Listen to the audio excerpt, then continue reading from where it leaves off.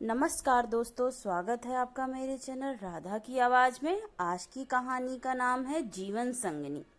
जीवन संगनी, धर्मपत्नी की विदाई। कृपया बिना रोए पढ़ें, यह कहानी मेरे दिल को छू गई है। जीवन संगनी, धर्मपत्नी की विदाई। अगर पत्नी है तो दुनिया में सब कुछ है, राजा की तरह जीने। और आज दुनिया में अपना सिर ऊंचा रखने के लिए अपनी पत्नी का धन्यवाद कीजिए। आपकी सुविधा असुविधा आपके बिना कारण के क्रोध को संभालती है, तुम्हारे सुख से सुखी है तो और तुम्हारे दुख से दुखी है। आप रविवार को देर से बिस्तर पर रहते हैं, लेकिन इसका कोई रविवार या इतवार नहीं होता। चाय लाओ, पानी लाओ, खाना लाओ, ये ऐसा है और वो वैसा है, कब अक्ल आएगी तुम्हें, ऐसे ताने मारते हैं।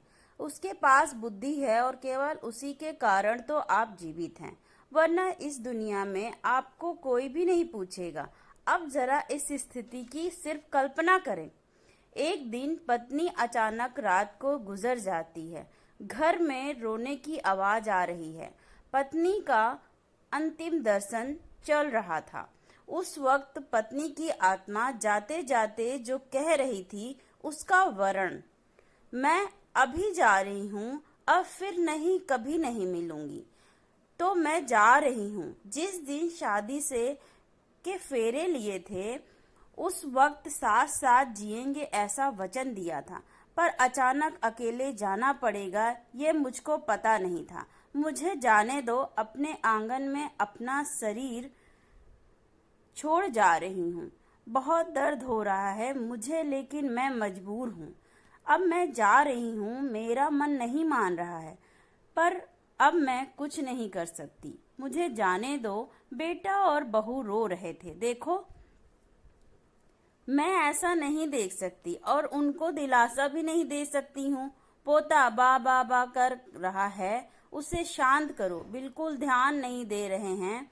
हाँ, और आप भी मन मजबूत रखना और बिल्कुल ढीले ना हो। मुझे जाने दो। अभी बेटी ससुराल से आएगी और मेरा मृत शरीर देखकर बहुत रोएगी। तब उसे संभालना और शांत करना। और आप भी बिल्कुल नहीं रोना। मुझे जाने दो। जिसका जन्म हुआ है उसकी मृत्यु निश्चिंत है। जो भी इस दुनिया में आया है वो यहाँ से ऊपर गया है।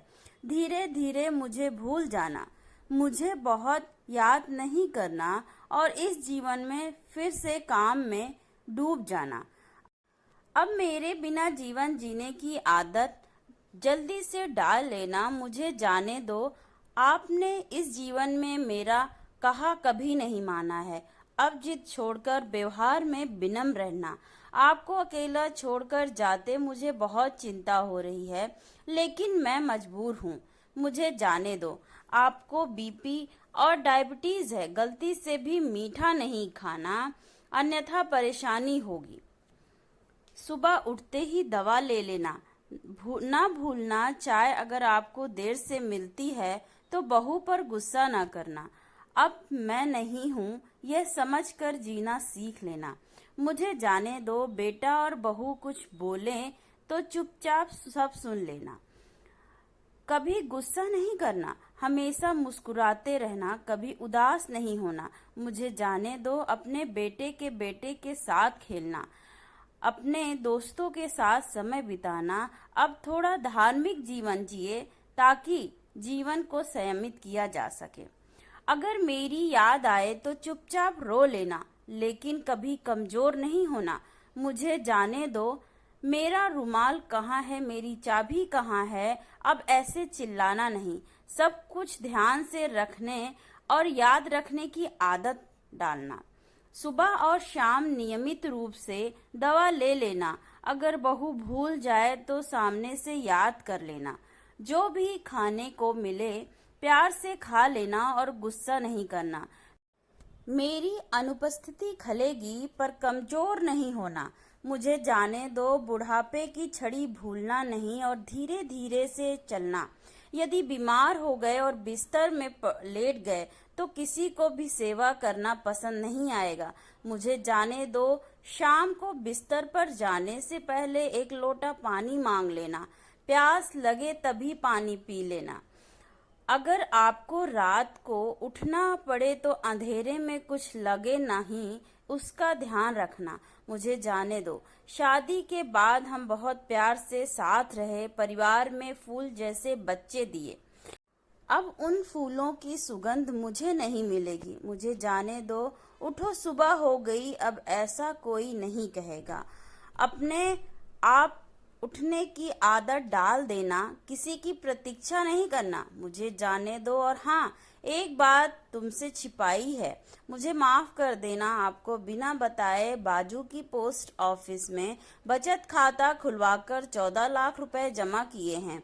मेरी दीदी ने सिखाया था, एक एक रुपए जमा करके कोने में रख दिया। इसमें से 5-5 लाख बहू और बेटी को देना और अपने खाते में 4 लाख रखना अपने लिए। मुझे जाने दो। भगवान की भक्ति और पूजा करना भूलना नहीं। अब फिर कभी नहीं मिलेंगे। मुझसे कोई भी गलती हुई हो तो मुझे माफ कर देना। मुझे जाने दो। धन्यवाद दोस्तों। स्टोरी पसंद आई हो तो प्लीज़ लाइक एंड सब्सक्राइब। अपनी बेटी, बच्चे, बीवियों का ध्यान रखें। Thank you so much for watching. Please like, subscribe, share ज़रूर करें।